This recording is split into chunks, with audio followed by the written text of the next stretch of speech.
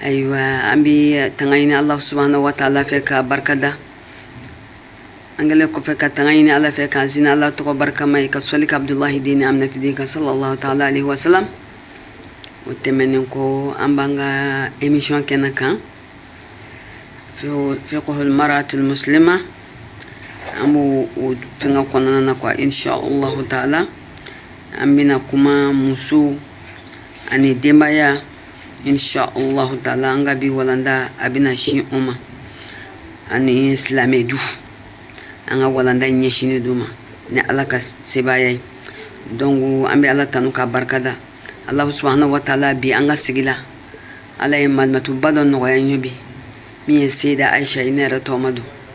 donc ali Aisha dabitawi insha Allah mo gomindu Allah ko done do malikono malikoka donc insha Allah bita amina kuma fembakan femi na nyebina shi barkama anga bi walanda abi barka de kan hada madin yare bi saka ke barka soro chugudi ibi saka ke mo barka mai chugudi barka bi saka du fe ko la chugudi fo barka ka se ki gide kay gide nyene ki gide kata lahara jodu ki gide ki bla kabur kono katla kay bi bo kabur kono do mena katla ki gide i gide ki bla kay continue ni ka tamani fo kati bla kiyama jodo kenaka katla ka kiyama jodo kenaka katla ka barka yin bana katla ka ke sababu yeduguni kasratu tikali no yima fo kati do aljina bayin kono ya rabbi ala ko no an islam be dajini kuma ambal mam so Aisha amina mi ko semene ka don ka fuli bla lamen bawla anga soroka do anga wala na konna insha Allah samiul karim mujib. أعوذ بالله السميع العليم من الشيطان اللعين الرجيم ومن أعوانه من الجنة والناس آمين. بسم الله الرحمن الرحيم الحمد لله رب العالمين والصلاة والسلام على سيدنا محمد الفاتح لما أغلق والخاتم لما سبق ناصر الحق بالحق والهادي إلى صراطك المستقيم وعلى آله حق قدره ومقداره العظيم أبدا السلام عليكم ورحمة الله تعالى وبركاته. Sida gugu cham Allah me baga bela jeleni Allah ga baga bela jeli amba bela jeli foni islamé ka fuli kisi fuli hina fuli barka fuli kanyene masa rahmanin fe Allah ka barka do anga fotawla ka barka do anga ketawla Allah ka barka do an zuriyawla Allah ka barka do an shila ka barka do an garsawla ni bela jeli foni ni fuli kan dumanye kanyene masa rahmanin fe anga tanyo sura jannatul firdaus la kanyo foni kisi fuli ni hina fuli ni barka fuli amin ya rabbal alamin alhamdulillah rabbil alamin sida inshallah ko dugo min an bela jeli an islamé be ya rabbi. Donc c'est ça من ينجا سيدا ما هي أسباب البركة في حياة المسلم أمين ينجا وكوري فمي كو سبب يجمعني بركة سبب يجمعني سلامة كان ينما يكوننا الحمد لله رب العالمين سيدا غوغوچام ني مودو بيني الحمد لله كذا كان فمين دو ينما يلا موكيلين وكيلي إما غوبي بركة anga famille kona amago bi barkala amago bala anga sigidaw la amago bi barkala amago bala société la amago bi barkala amago bala kadaka ni ala ifon fondi ma sida gogo chamna la ma barka do la fudi hali bi dumuni minke ni barka tala fudi la ti nafa ni furu ke ni barka ma do ka furu la ati nafa ni den soro ni barka ma do deuna hanna kera dem pakilenye ati nafa ni ye nafolo soro ni barka tala ati nafa ni ye si chaman soro ni barka ma do ishila abike shi chaman langulo ni Allahu akbar mais na foro ko nyobi nyobu anga bamanan na takambi ala donc namba fe barka ka don anga du kono ni du ya soro doro du mo kelen wo kilo bela jelen ba soro nulu ya soro sigida ba soro ni sigida ya soro dugu ba soro société bela jelen ba soro Allahu akbar namba fe barka ka don anga kola sida gogo cham fentambe fangu ulu nyini ka an tabulo keni uluye Allahu akbar kene kan dogola an ganiyawla an ga waliyawla nasira ka nin fentan tan ka bara keni ayi sida gogo cham Allah subhanahu wa ta'ala abi barka do an ko bela ya rabbi alaka barka do an ko bela na usama mujib bodon o sisan o yo min fossa ko fentan yo de city ani donc ami fe fentan koni inshallah sane anga wakati bi dafa ikase ko do city an kilingili mais ami ni ga barka ye sɔrɔli fɛn fɔlɔ-fɔlɔ o ye fɛn min ye kuma bɛna ɲɛsin o de ma. Alhamdulillahi rabbil alamin. Seyda Mariam barka bi sɔrɔ fɛn fɔlɔ-fɔlɔ min na o de ye fɛn min ni Allah subhanahu wa ta'ala a y'a jigin dugu barikaman na ka jigin mɔgɔ barikaman kan ka jigin a kan su barikaman kɔnɔ n'o ye Qur'anul Karim ye. Allahu Qur'ana Al-Qur'ana barka bɛɛ lajɛlen bɛ Qur'ana de kɔnɔ. Allahu akbar. Setigi Ala b'a fɔ an ye a ka gafe ba in kɔnɔ subhanahu wa ta'ala a ko wa hadhal kitabu anzalnahu mubarak. Ko ale Ala ye nin kitabu in jigin ka barika de don a la. Ni Ala ye barika don fɛn min na ne fana bɛ fɛ ka barika sɔrɔ i tɛ se ka barika sɔrɔ f'i ka o fɛn in matarafa. Sira gogo cam o tuma n'an bɛ fɛ barika ka don an ka du kɔnɔ an ka du ka kɛ ni kuranɛ du ye du ka kɛ ni kuranɛ kalan du ye du ka kɛ ni kuranɛ matarafali du ye du ka kɛ ni du ye du min ka fɛn bɛɛ lajɛlen ye kuranɛ de ye. O tuma n'i k'i bɛ barika fɛ dɔrɔn Ala de ye barika don kuranɛ in na o a jiginna dugukolo min kan barika b'o dugukolo in na wa a y'a jigin cɛ min kan barika b'o la ka tɛmɛ Ala ka danfɛn bɛɛ lajɛlen kan o nɛn barikalen ka tɛmɛ nɛn bɛɛ lajɛlen kan o tuma n'i y'o matarafa n'o ye Qur'anul Karim ye n'o ye Allah subhanahu wa ta'ala yɛrɛ ka kumakanw ye a ye min jigin a kanubaga kan Seyda Gogo Thiam Ala bɛ barika don i ka ko bɛɛ lajɛlen. Inshallah kadir mushi. Kuranɛ bɛ kalan du min kɔnɔ wallahi o du o ye hɛrɛ du de. Alhamdulillah. Ni Kuranɛ ti du fɛn o fɛn kɔnɔ i ka dɔn k'a fɔ o ye Iblisa la'in ale jɛɲɔgɔn ye. O de kama Kuranɛ kalanni du kɔnɔ an ka cɛba dɔ bɛ a fɔ an ye a ko Alakira ko sallallahu alayhi wa alihi wa sallama a ko albaytul lazi yuqra'u fihi al-Qur'an taskunuhu al-mala'ika wa tahjuruhu ash-shayatin wa yattasi'u bi ahlihi wa yuksiru khayran. Allahu akbar. Yayi ko Kuranɛ bɛ kalan du fɛn o fɛn kɔnɔ Allah subhanahu wa ta'ala ka mɛlɛkɛw bɛ jigin o du kɔnɔ. O du kɔnɔ Kuranɛ bɛ kalan du min kɔnɔ setigi Ala ka mɛlɛkɛw bɛ jigin o du kɔnɔ wa mɛlɛkɛw bɛ jigin du fɛn o fɛn kɔnɔ o tuma o bɛ sitanaw kɛlɛ de sitana donyɔrɔ tɛ yen sitana sigiyɔrɔ tɛ yen. Allahu akbar. Seyda Gogo Thiam e b'o tiɲɛtigiya ne b'o tiɲɛtigiya wallahi Kuranɛ bɛ du min kɔnɔ a n'a tɛ du min kɔnɔ wallahi olu tɛ kelen ye abada. Allahu akbar. O tuma an k'an jija an ka Kuranɛ kɛ an ka du kɛ ni Kuranɛ du ye. Seyda Mariam mɔgɔ Aisha mɔgɔ de banna Kuranɛ kalan ma ko n'i y'i den don Kuranɛ kalan na k'o tuma na ko avenir foyi tɛ a ye. Ko ten dɛ. An ka diɲɛ latigɛ fɛn bɛɛ lajɛlen bɛ fɛn min kɔnɔ e banna o la ko parce que ko ɲɛtaga ti o la e ma kɛ halala ye fo Kuranɛ de kalanna. Wallahi i ma kɛ ye dɛ. I ma kɛ halala ye fo Kuranɛ de kalanna parce que fo furu de ka siri den min bɛ sɔrɔ o kɔnɔ o bɛ kɛ ni halala ye mais min bɛ o denkundi bɛ kɛ ni furusiri bɛ kɛ ni Kuranɛ kalan de ye o. Jɔn de b'a kalan alimami de b'a kalan ko alimami ba kariyara de alimami fa kariyara de k'a don o Kuranɛ kalan in na ka se ka furu siri ka denw kɛ ni halala ye. Wallahi ni den nana sɔrɔ a kɔnɔ jɔn de bɛ wele Seyda Gogo Thiam ale alimami kelen o alimami kelen de o ye mun de kalan Kuranɛ de kalan o Kuranɛ kan kelen denkundi bɛ da kɛ ni o ye ka dugawu kɛ ko Ala ka barika don den na. Seyda Mariam ni an fatura o Kuranɛ kelen o de alimami bɛ wele o de bɛna silan kan ni o Kuranɛ kelen ye. Seyda Mariam n'an ko tile 3 tile 7 tile 40 o karamɔgɔ kelenw de bɛ wele olu bɛna ka na Kuranɛ kalan. Seyda Aisha an t'a lajɛ sa an ka civiliser wa. Wallahi k'a ɲɛ yɛlɛ. An t'a lajɛ sa an ka ɲɛ yɛlɛ an ka se ka kodɔn wa. An ka diɲɛ tɛ taa fɛn min kɔ an ka lahara tɛ taa fɛn min kɔ hali sisan an bɛ k'a fɔ ko avenir tɛ o la. Allahu akbar avenir belebele. N'a gɛlɛyar'i da la avenir kɔdan. Avenir kɔdan de ye Kuranɛ kalan ye. N'a gɛlɛyar'i da la n'i bɛ taa o Kuranɛ tigi kelenw de fɛ yen k'a ye Kuranɛ kalan a ka duwawu kɛ n ye nin hamina ko in bɛ na. O don.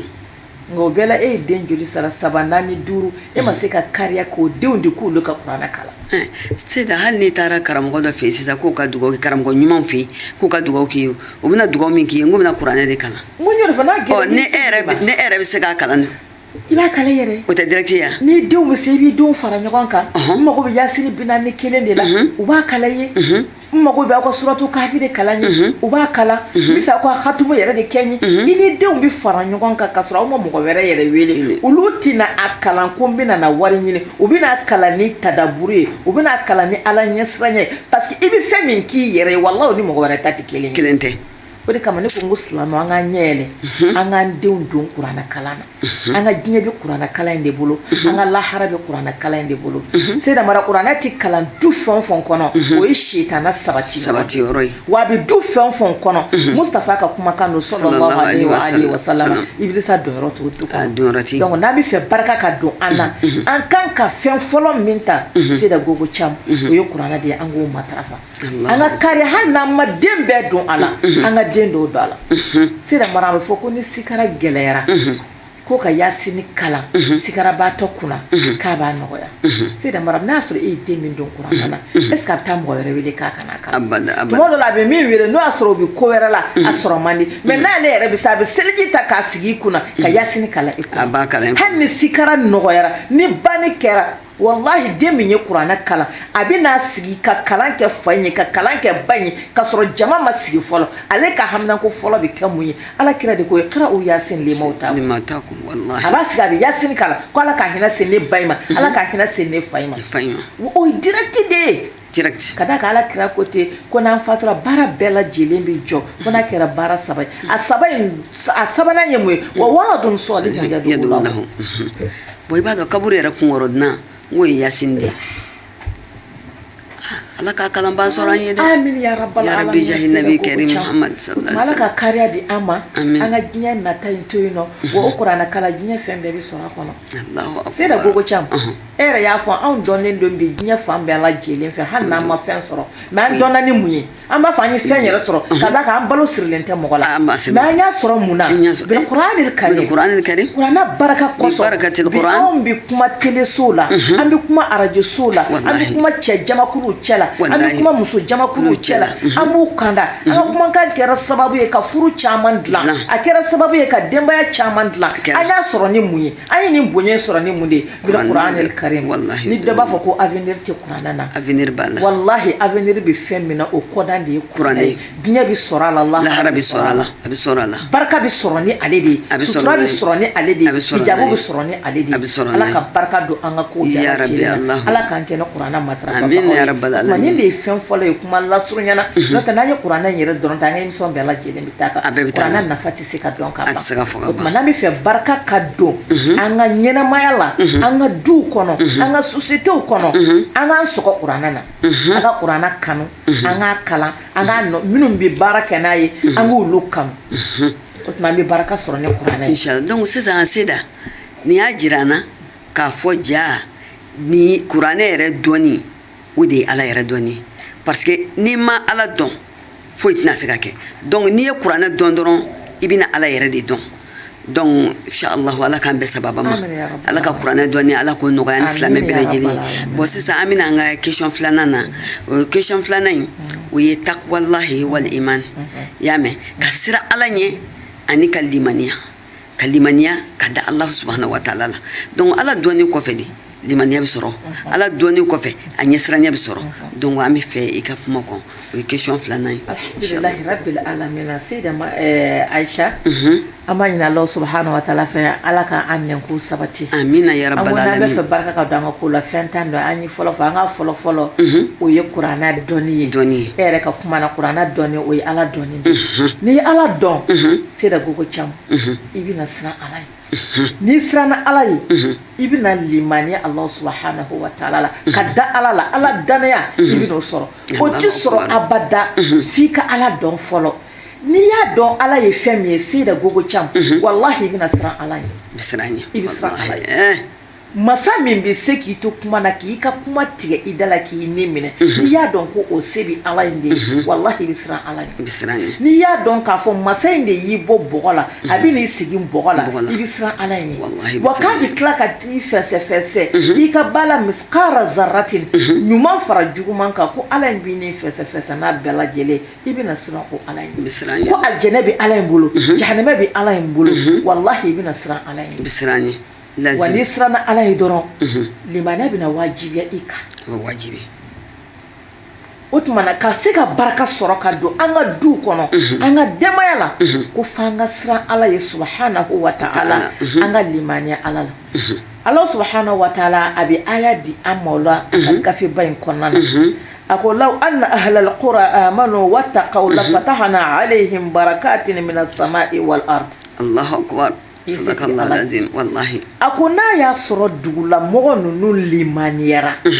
ka siran ale Ala ye k'ale Ala tun bɛ dayɛlɛli k'u ye a bɛ jumɛn de dayɛlɛ ye a bɛ baraka min kuma a tun bɛ baraka dayɛlɛ u ye baraka min bɛ bɔ sanfɛ ani min bɛ bɔ dugukolo jukɔrɔ ale setigi Ala ale tun bɛ o dayɛlɛ u ye n'u siranna Ala ɲɛ ka limaniya Ala la. Allahu akbar. C'est le gogo cham. Joni bi se ka siran Ala ye ka fami kɔnɔ ka limaniya Ala la ko yira i denw na ko Ala ti baraka don olu la. Ala bɛ baraka don la. Wallahi Ala bɛ baraka don. O tuma n'an bɛ fɛ an ka baraka sɔrɔ an ka siran Ala ye an ka limaniya. Allahu akbar. C'est le gogo cham. Ji min bɛ ka jigin sisan nɔ ka ji kɛ ni tiɲɛni kɛ jiw ye est-ce que baraka bɛ ji in na wa? Ay baraka tala kɛra tiɲɛni a kɛra tiɲɛni baraka tala mun kama dugu an ma siran Ala ye o a ma siran Ala ɲɛ dɛ Ala ɲɛ siranya bi an daw de la a ti dusukun na a dolikuw de bi an kan na a bɔnmɔsijanw de bi an na a kɔlɔsijanw de bi an bolo a hijabuw de bi an kan na mais a ti dusukun kɔnɔna na wallahi Ala kira dun b'a fɔ an ye sallallahu alaihi wa alihi wa sallam inna Allaha la yanzuru ila suwarikum wala ila amwalikum walakin yanzuru ila qulubikum wa amalikum sadaka fini minnu b'an kan na Ala ɲɛ ti o la abada n'a tun dan n'o de ma est-ce que mɔgɔ bɛ don jahanama kɔnɔ abada dɔ ɲɛkisɛ wo fila ti ye mais wallahi mini zipu donna ka fisa ni a ye merci Ala ka limaniya di amina ya rabbal alamin o tuma Ala ka sira tɛ fini na a ka sira tɛ a ka bon a ka jan bɔnmɔsi b'a la bɔnmɔsi t'a la Ala ka sira ti o la komi ko Ala ɲɛ bɛ mun de la alqulub a ɲɛ bɛ dusukun de la min bɛ dusukun in kɔnɔ Ala ɲɛ bɛ o de la o tuma n'i y'a ye nin halaki in bi ka jigin diɲɛ kan bi an ka jamana in dɔrɔn tɛ o yɔrɔ bɛɛ de don mun y'a kɛ Ala ɲɛ siranya baliya sera gogo cam o de cayara limaniya baliya o de cayara a doliki bɛ an kan na a ti dusukun na a kɔlɔsiw bɛ an bolo a ti dusukun na an bɛ misiriw kɔnɔ a ti dusukun na an bɛ ka taa Maka siɲɛ tan fɔ ka sɔrɔ a ti ka kɛ Ala kama a ti ka kɛ kira kama diinɛ bonya tɛ a dabɔlen bɛ yɛrɛ yira de kama karisa taara siɲɛ 10 siɲɛ 15 siɲɛ 20 a ka fɔ dɔrɔn ko karisa taara a n'a m'o yɛrɛ sɔrɔ a ye 1 2 min sɔrɔ a ka fɔ dɔrɔn ko ne taara Maka kana mais taa kun ye min ye o yɛrɛ ma dɔn kuma tɛ k'o baara kɛ wallahi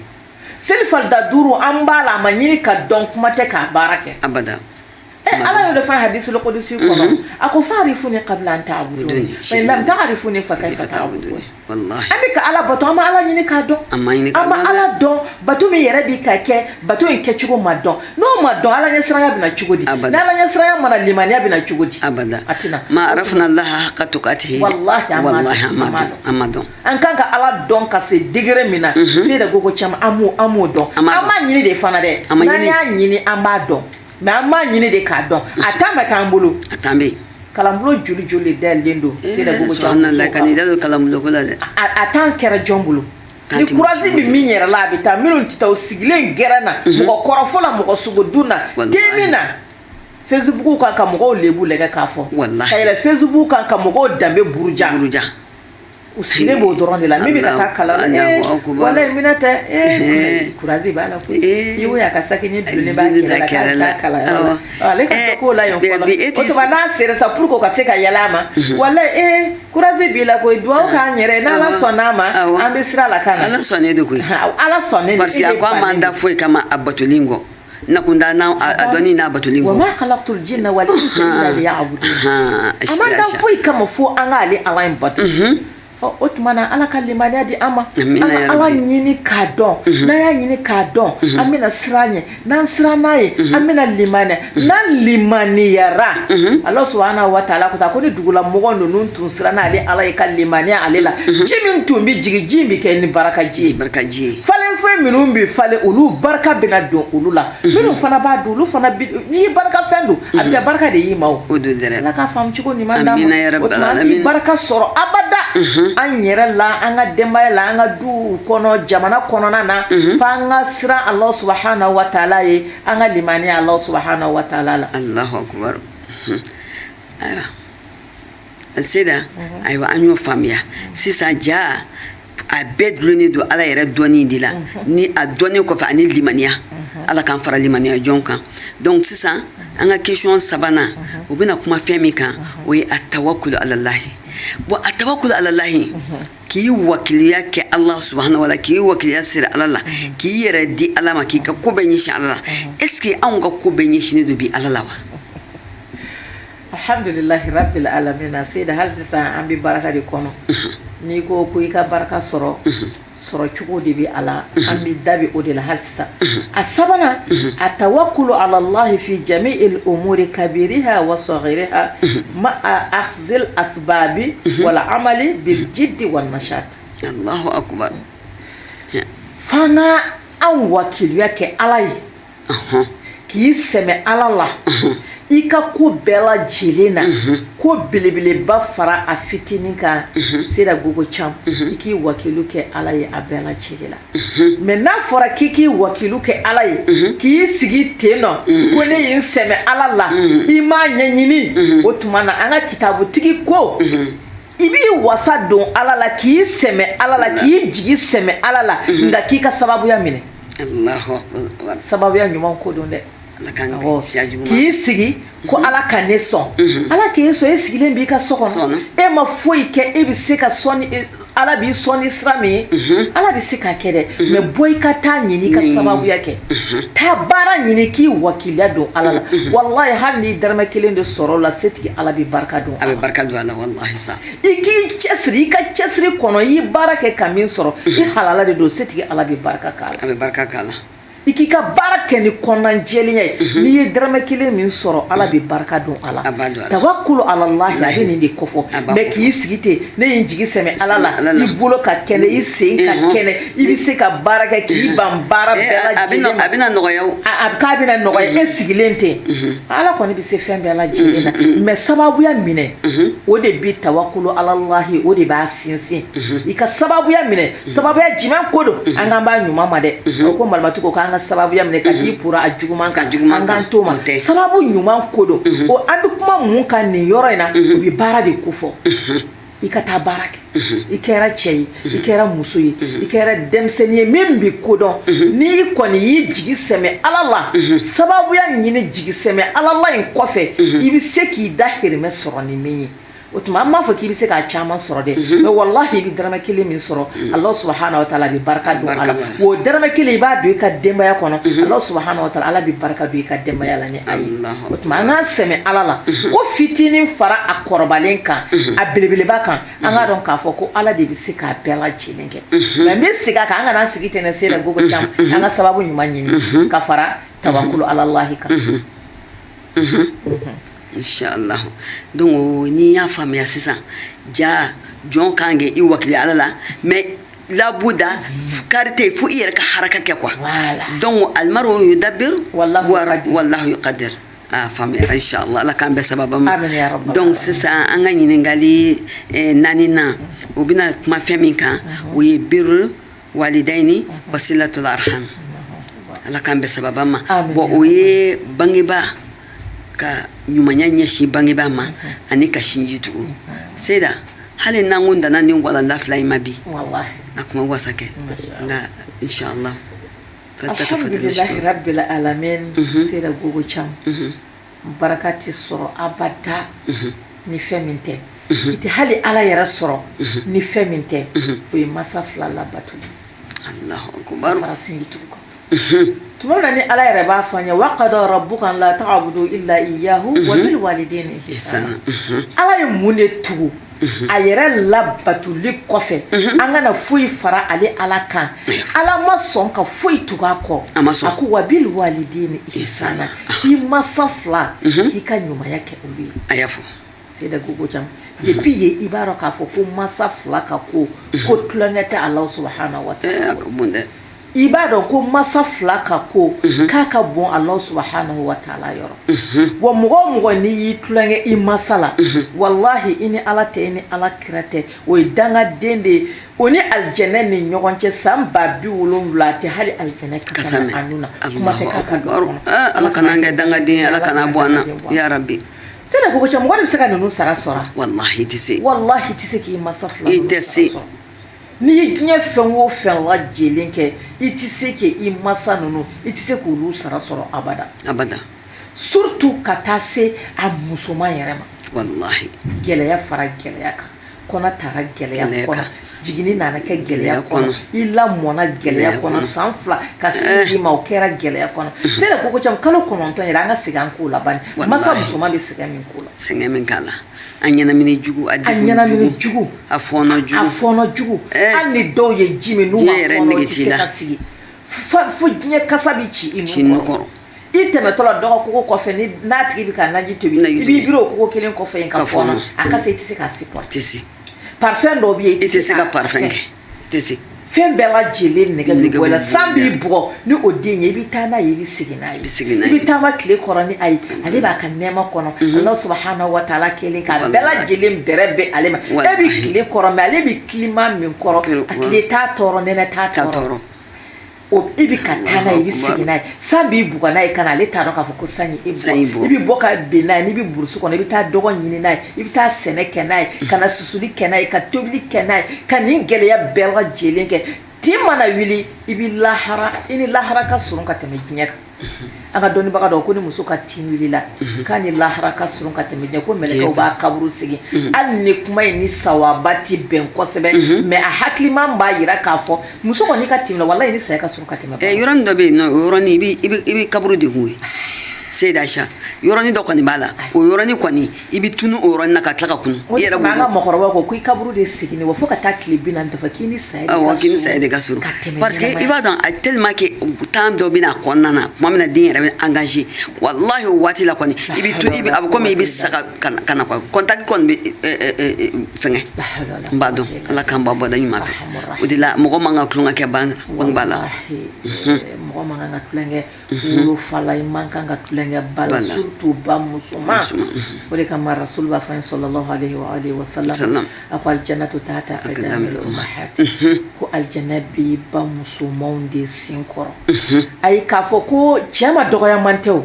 mais muso bɛ sɛgɛn min kɛ ayi bɛɛ n'i ka place do bɛɛ n'i ka place bɛ yen o de la Ala ye nin place in kɛrɛnkɛrɛn woloba musomanw ye ko aljanna b'olu de sen tɛgɛ kɔrɔ ka da kan olu de ye sɛgɛn min kɛ cɛ tɛ se k'o ɲɔgɔn kɛ i ma den yɛrɛ bangenen kɔfɛ ni den kɛra kasibaatɔ ye fa dɔ b'a fɔ i den ta i ka bɔ n'a ye kɛnɛma alama i t'a mɛn muso da la a k'a fɔ fa ma ko bɔ n'i den ye kɛnɛma o tuma na Seyda gogo cam an b'a dɔn k'a fɔ baraka tɛ sɔrɔ abada ni masa fila labatuli tɛ kɛrɛnkɛrɛnnenya la an y'an da don musoman min na n'i b'a fɛ i ka diɲɛ sɔrɔ i ba bonya k'i fa bonya n'i b'a fɛ i ka lahara sɔrɔ i ba bonya k'i fa bonya o kɔsɔn i m'a ye hali an ka donba min na ni Allah subhanahu wa ta'ala a bɛ promo kɛ Lailatul Qadr sen bɛ o la o ni Ashura don ninnu n'a ɲɔgɔn si don caman i b'a ye k'a fɔ ko Ala bɛ yafa mɔgɔ caman ma a don na fo jamakulu damadɔ o jamakulu na dangaden bɛ Ala Ala ka promo ka bon Lailatul Qadr Arafa don a ka promo ka bon dɛ mais i b'a ye mɔgɔ Ala ti mɔgɔ minnu sen tɛ o promo la minnu t'a bénéficier dangaden b'o dangaden b'a la Ala kana bɔ an na ko ya rabbi Ala kana bɔ Ala kana Ala kana bɔ Ala k'an kɛ barikama ye amin ya rabbal alamin Ala ka barika don an fɛ o tuma n'i b'a fɛ i ka barika sɔrɔ e yɛrɛ k'a ɲini fɔlɔ ni masaw ye a cɛman fara a musoman kan n'i ye olu barika sɔrɔ Seyda barika in ti dafa abada f'i ka kɛ sinjitugula ye Allahu akbar donc contact bɛ ni fila ni contact bɛ ni fila ninnu ni ɲɔgɔn cɛ f'i ka kɛ ni sinjitugula de ye mɔgɔ ma sinji tugu n ye don minnu fɔ n ko dangaden sen t'a la wa sinjitigala fana bɛ o fana sen t'a la Lailatul Qadr promo sinjitigala sen tɛ Ala Ala kana kɛ sinjitigala an ka sinji tugu sinji ka bon Allah subhanahu wa ta'ala bolo o de kama tuma na ni Allah subhanahu wa ta'ala n'a ye sinji da a ma bila yɔrɔ si fa yɛrɛ ka larusu la larusu ye fɛnba ye Allah subhanahu wa ta'ala bolo wa sinji fana ye fɛnba ye Allah subhanahu wa ta'ala bolo o la Ala ma sɔn k'a bila yɔrɔ si fo n'a kɛra larusu ye sinji dulolen bɛ larusu la setigi Ala yɛrɛ ye kumakan 2 de don sinji da a bi o kumakan 2 in de bi a da 24 heures sur 24 heures o ye kumakan jumɛn ye Allahumma silman qata'ani wa silman wasalani waqta man qata'ani Ala mɔgɔ min ne sinji tugu